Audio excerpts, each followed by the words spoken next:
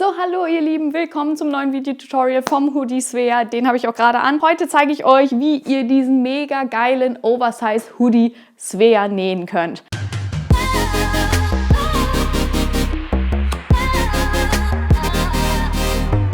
Er ist einfach super kuschelig, super weit und ja, ich finde den vom Style einfach richtig cool.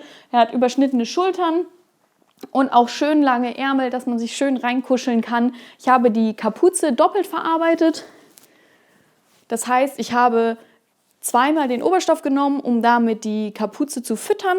Und dadurch steht die Kapuze richtig schön, wenn man die aufzieht. Das ist übrigens der Heavy Sweat in Candy Pink. Mega geile Farbe, wie ich finde. Und den gibt es bei mir noch im Shop zu kaufen. Es ist nicht mehr viel da, aber wer noch was haben möchte, sollte schnell sein.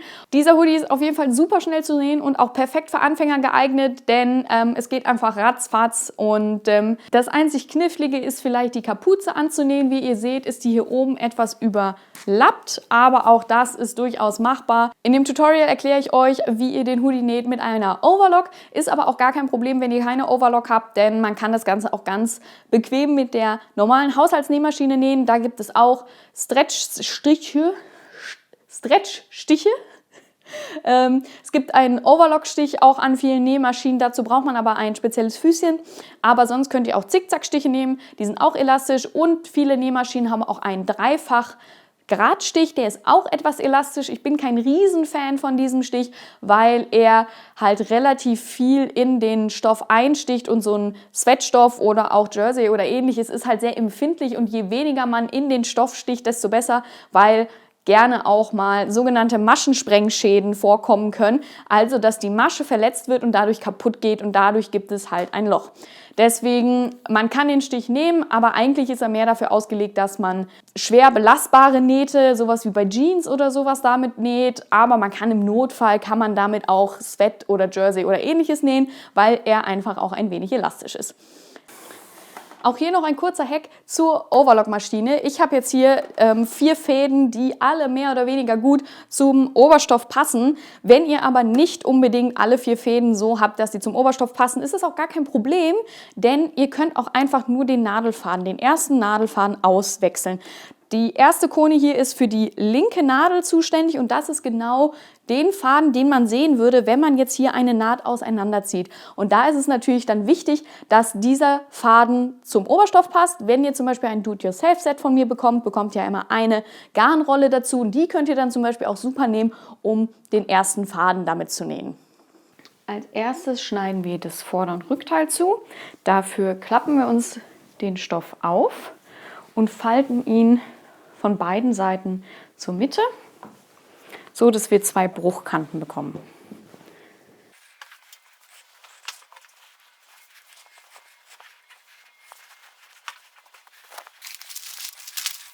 Wenn ihr etwas mehr Stoff sparen wollt, könnt ihr auch den Umschlag genauso breit machen wie euer Vorderteil.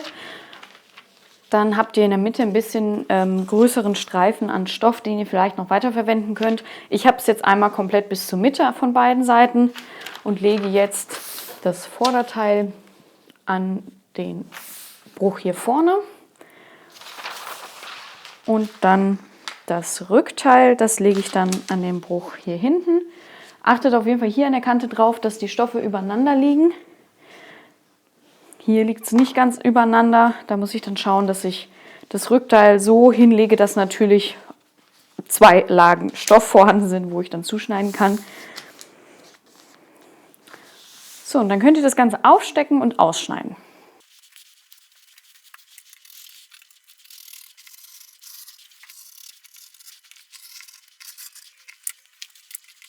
Wenn ihr alles ausgeschnitten habt, übertragt ihr noch die Markierungen auf den Stoff. Wundert euch nicht, was ich hier gemacht habe. Der Hoodie wird für meinen Freund sein, deswegen habe ich den noch ein bisschen verlängert.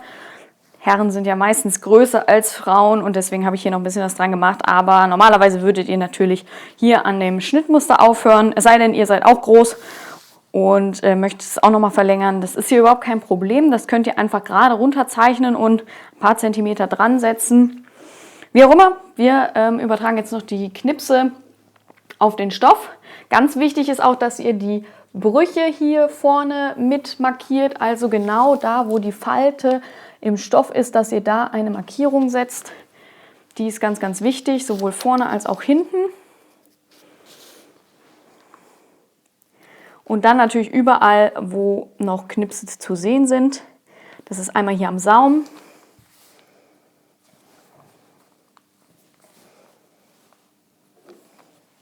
An der Seitennaht. Am Armloch. Am vorderen Armloch ist ein Knips, am hinteren Armloch sind 2 Knipse. So könnt ihr nachher den Ärmel richtig einsetzen. Dann haben wir an der Schulter noch einen. Da achtet darauf, dass ihr da den richtigen Knips nehmt. Die überlagern sich hier ein bisschen. Und dann haben wir hier vorne im Halsloch auch noch einen Knips, der markiert, bis wo nachher die Kapuze geht, weil sie ein bisschen überlappt. Und da brauchen wir dann auch noch mal einen Knips.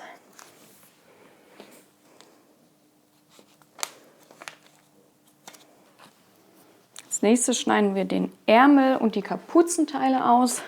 Dafür legen wir dann den Stoff wieder halbiert aufeinander, so dass wir nur noch eine Bruchkante haben. Und dann legen wir den Ärmel auf. Einmal kontrollieren, ob der Fadenlauf parallel zur Webkante und zum Bruch liegt.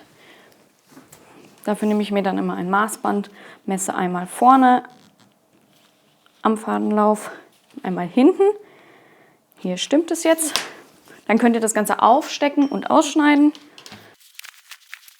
Und ihr könnt auch gleich eine Kapuze auflegen. Auch hier wichtig, dass der Fadenlauf parallel zum Bruch und zur Webkante ist. Oder es ist ja keine Webkante, zum Maschenlauf. 25. So. Das könnt ihr dann schon mal ausschneiden und dann nehmen wir das Schnittmuster von der Kapuze nochmal und drehen es um und schneiden es auf der anderen Seite auch nochmal zu. Weil wir die Kapuze doppelt verarbeiten möchten. Man kann eine Kapuze auch zum Beispiel mit Jersey füttern oder sie gar nicht füttern. Ich finde das immer ganz schön und ja, es ist ein bisschen hochwertiger, die Verarbeitung. Wenn man zweimal den Oberstoff nimmt, dann hat sie mehr Stand, hat mehr Volumen und dann fällt sie einfach auch schöner.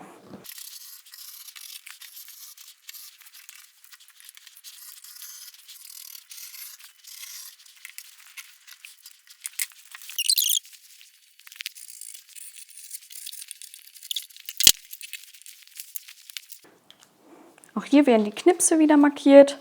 Wir haben am Arm oder am Ärmel einen Knips für die Schulternaht.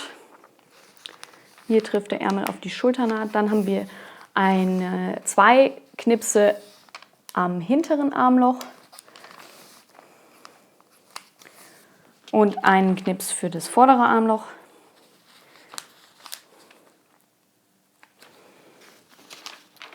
Und am Saum haben wir auch noch mal einen. An der Kapuze haben wir auch noch Knipse. Einmal hier am Halsloch ist eins und hier oben in der Rundung. Und dann könnt ihr euch noch die Breite der Absteppung hier markieren. Und wenn ihr möchtet, könnt ihr euch auch hier das Knopfloch mit markieren, wenn ihr schon dabei seid. Wenn ihr eine Kordel durch die Kapuze ziehen wollt, da könnt ihr dann eine Öse einschlagen oder ein Knopfloch, damit ihr dann da die Kordel nachher durch die Kapuze ziehen könnt. Wenn ihr die Bündchen zuschneiden möchtet, nehmt ihr euch jetzt das Saumbündchen und legt es so hier drauf. Dann habt ihr es doppelt und schneidet es einmal rundherum aus. Und manchmal passt das Ärmelbündchen dahinter oder ihr legt es dann daneben. Das brauchen wir auch zweimal. Also wenn ihr es einmal so ausschneidet in doppelter Stofflage, passt das auch. Dieses Bündchen ist jetzt relativ breit. Es gibt auch Bündchen wie dieses hier, was schmaler ist. Und da würde ich euch empfehlen, dass ihr es aufschneidet und in einfacher Stofflage zuschneidet. Dann habt ihr nämlich hier das Saumbündchen einmal aufschneiden, dann daneben noch ein zweites Mal und dann passt daneben noch das Ärmelbündchen einmal, zweimal und dann habt ihr die Bündchen auch ausgeschnitten. Als erstes nehmen wir die Schultern aneinander. Dafür legen wir Vorder- und Rückteil rechts aufeinander und schließen die beiden Schulternähte, also diese hier und diese hier, bei 0,7 cm. Als nächstes können wir dann die Ärmel einnähen. Dafür schaut ihr, wo euer vorderes und hinteres Armloch ist. Das hintere Armloch hat immer 2 Knipse und das vordere einen Knips. Und dazu passend suchen wir jetzt dann den Ärmel raus, der rechts auf rechts dazu passt. Das ist dieser hier. Hier habe ich die 2 doppelten Knipse, die passen rechts auf rechts da drauf. Ich stecke mir hier meistens nichts, weil ich dann einfach während des Nähens es ordentlich positioniere. Weil so diese gegenläufigen Kurven ist immer ein bisschen schwierig, das in einem so zu stecken. Ich starte dann einfach hier vorne und orientiere mich dann an den Knipsen, dass alles genau aufeinander passt. Die Nahtzugabe von der Schulter lege ich immer ins Rückteil rein. Wo das Rückteil ist, das seht ihr dann wieder an den Knipsen. Mein Rückteil ist jetzt hier hinten, also wird die Nahtzugabe auch nach hinten gelegt. Und dann nähe ich weiter, gucke, dass der Knips auch auf die Schulternaht kommt. Und hier natürlich die beiden Knipse auch aufeinander. Und das gleiche machen wir mit dem anderen Ärmel auch noch.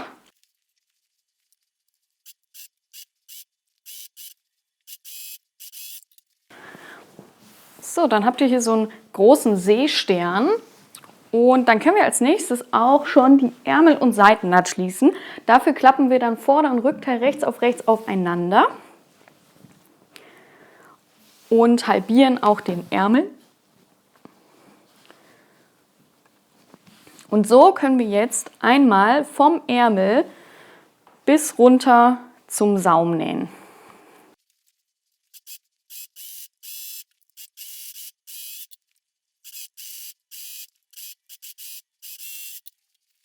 So, dann haben wir den Body soweit schon fertig und als nächstes kommt dann die Kapuze. Die Kapuze haben wir 4-mal, also 2-mal jeweils gegengleich.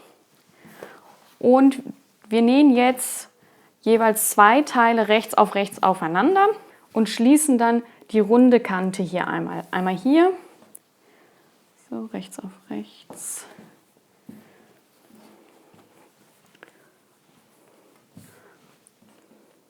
Und einmal hier.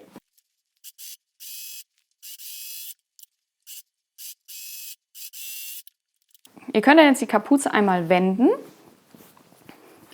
und dann würde ich diese Naht einmal zu einer Seite bügeln. Ist eigentlich auch völlig egal, in welche Richtung, aber die ist ja jetzt noch sehr zackelig und etwas ungleichmäßig. Wenn man die bügelt, wird die noch mal ein bisschen schöner. Wenn ihr beide Kapuzen gebügelt habt, dreht ihr eine Kapuze wieder in die andere Richtung, so dass ihr die Kapuzen rechts auf rechts ineinander stecken könnt. Also meine rechte Seite ist jetzt hier und das ist auch rechte Seite und dann ziehe ich die so ineinander. Und dann kann ich einmal die komplette vordere Kante schließen. Das ist diese Kante hier. Die nähe ich jetzt einmal bei 0,7 cm zusammen. Als nächstes wenden wir dann die Kapuze wieder, so dass die rechten Seiten wieder außen sind.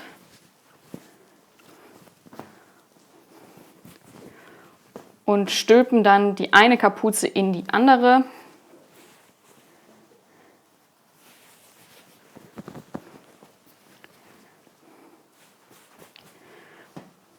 So. Und jetzt bügeln wir einmal diese Kante ganz sorgfältig, dass die Naht schön rauskommt, dass hier an der Kante keine Falte ist, also nicht einfach platt drauf bügeln, sondern auch schön die Naht hier rausholen und alles flach bügeln. Wenn ihr also soweit seid, dann könnt ihr hier im Abstand von 2 cm einmal eine Absteppung machen durch beide Lagen, so dass quasi ein Tunnel entsteht. Das würde ich jetzt mit der normalen Haushaltsnähmaschine machen. Da kann man auch einen normalen Gradstich nehmen, meiner Meinung nach, weil da muss ich jetzt nicht super viel dehnen. Also man reißt ja jetzt nicht unbedingt an der Kapuze. Wenn ihr möchtet, könnt ihr aber natürlich auch einen elastischen Stich nehmen, einen Zickzack oder ähnliches. So, die Kapuze ist fertig und der Body ist auch fertig. Jetzt können wir die Kapuze in dem Body einnähen. Also wenn ihr möchtet, könnt ihr hier nochmal vielleicht kurz mit ein paar Stichen das aufeinander fixieren, dass sich die Lagen nicht verschieben. Ich mache es jetzt so. Die Naht von der Kapuze trifft auf die hintere Mitte vom Halsloch.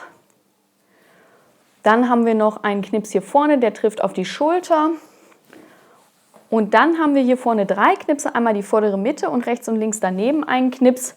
Und da überlappen die beiden Kapuzenteile und jeweils an dem rechten und linken Knips endet dann das jeweils andere Teil, wenn das so übereinander lappt.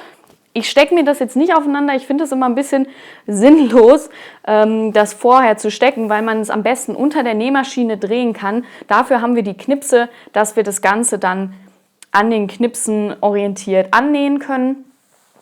Und genau, das machen wir jetzt bei 0,7 cm einmal rundherum annähen. Also hier nochmal vom Nahen erklärt, der mittlere Knips ist die vordere Mitte und links und rechts daneben sind jeweils die Teile, wo die Kapuze endet und da die Kapuze ja über Kreuz, sage ich mal, sich überlappt, habe ich jetzt hier mein Kapuzenteil, was ich an dem oberen Knips anlege, rechts auf rechts und dann nach unten weiternähe. Und wenn ich dann nachher das Halsloch komplett geschlossen habe, kommt das andere Kapuzenteil bis hier davor. Es ist anfangs sehr dick. Wenn ihr eine Overlock habt, würde ich euch empfehlen, das so weit wie möglich unter den Fuß zu schieben, damit es ordentlich greifen kann. Dann sucht ihr euch schon mal, wenn ihr seht, dass die Overlock schon genäht hat und die Nadel im Stoff steckt, sucht ihr euch schon mal den nächsten Knips. Der kommt dann auf die Schulternaht. Das lege ich mir dann immer direkt da drauf. Hier dieser Knips auch. Jetzt haben wir natürlich 3 Lagen, die man koordinieren muss. Deswegen schön langsam nähen und alles schön ordentlich übereinander legen.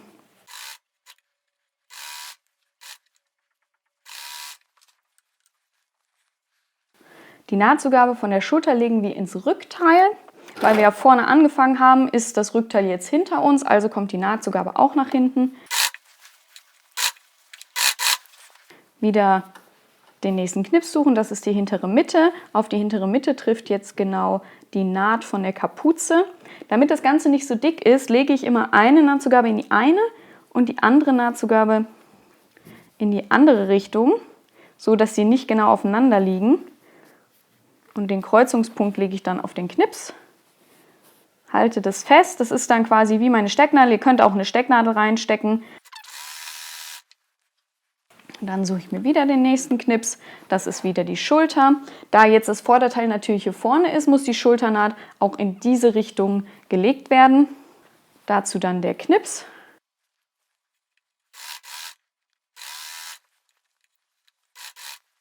Und dann kommen wir wieder im Vorderteil an. Die Kapuze hier rausholen. Es wird frickeliger, je weiter man kommt. Und die Kapuze überkreuzt jetzt genau so breit, wie auch diese Absteppung ist, also 2 cm. Das lege ich mir jetzt schon mal drauf. Schaut, dass ihr nirgendwo Falten mit einnäht, das wäre doof. So, und dann, da ist die Überschneidung und dann können wir den Rest auch schließen. Und so sieht es dann aus mit der Überschneidung. Wenn man es dann rausklappt, sieht das Ganze so aus. So, der Hoodie ist fast fertig. Wir haben die Kapuze drin, wir haben die Seitennähte geschlossen. Jetzt fehlen nur noch die Bündchen. Dann schnappt ihr euch jetzt mal eure Bündchen und dann geht es wieder zum Bügeln, denn wir bügeln jetzt alle Bündchen einmal horizontal zur Hälfte.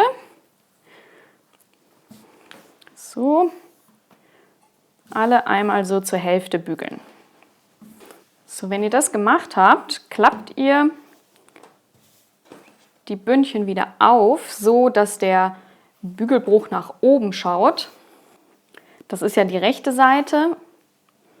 Also wenn man es so zusammengeklappt hat, ist es ja die rechte Seite und die rechte Seite ist jetzt auch oben. Und dann legt ihr die Ärmelbündchen so rechts aufeinander und schließt die kurze Naht hier. Und beim Saumbündchen, da legt ihr jetzt die beiden Teile rechts aufeinander und schließt auch die beiden kurzen Seiten.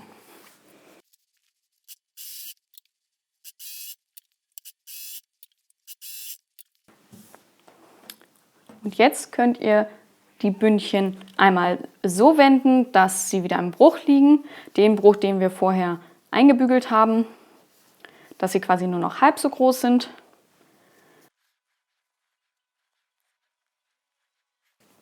Damit ihr auch eine schöne Optik hat, achtet darauf, dass auch die Naht innen drin, die Nahtzugabe, in die gleiche Richtung gelegt wird, damit es sich hier nicht verdreht. Das sieht man dann von außen.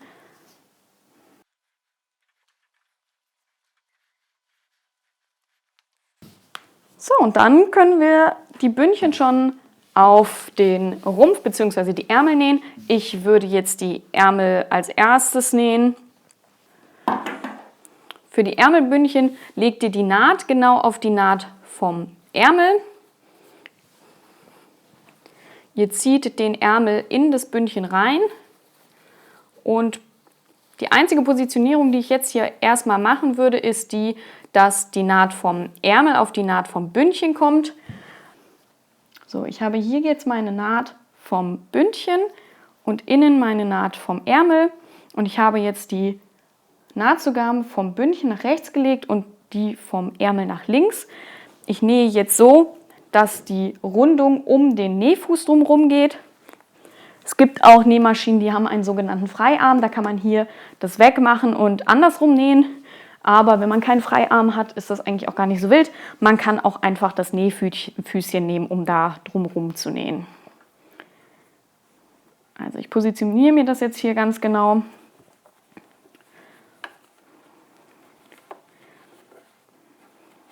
Und versuche es so weit wie möglich unter das Füßchen zu schieben, damit es auch direkt greifen kann, wenn ich anfange zu nähen. Und nähe erstmal ein Stück so weit, dass die Overlock den Stoff fasst. So, jetzt bin ich im Stoff. Und jetzt schaue ich, wo ist mein Knips. Hier ist mein Knips am Bündchen. Und dann suche ich den Knips vom Ärmel. Das ist hier. Wir haben hier relativ viel Weite in dem Ärmel. Das heißt, wir müssen relativ stark das Bündchen dehnen, dass es dann passt. Also ich habe hier die ganzen Knipse aufeinander. Da halte ich jetzt fest und dehne mir das Bündchen so weit, dass der Ärmel hier glatt drin liegt.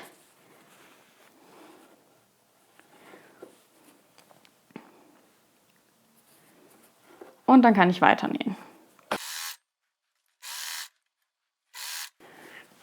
Und wenn ich am Knips angekommen bin, habe ich ja nicht mehr viel zu verteilen. Das ist dann quasi das andere Ende, wo ich auch angefangen habe. Da mache ich dann aber wieder das Gleiche. Hier die Weite vom Ärmel muss jetzt so weit verteilt werden. Also Bündchen ganz weit dehnen, dass dann der Ärmel glatt eingenäht werden kann.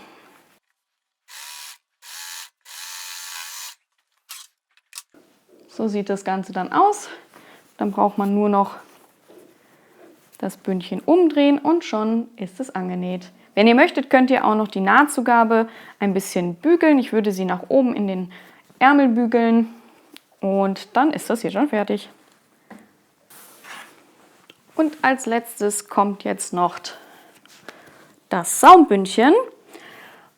Da ist es wahrscheinlich selbsterklärend, die beiden Nähte vom Saumbündchen treffen auf die Seitennähte und die entsprechenden Knipse.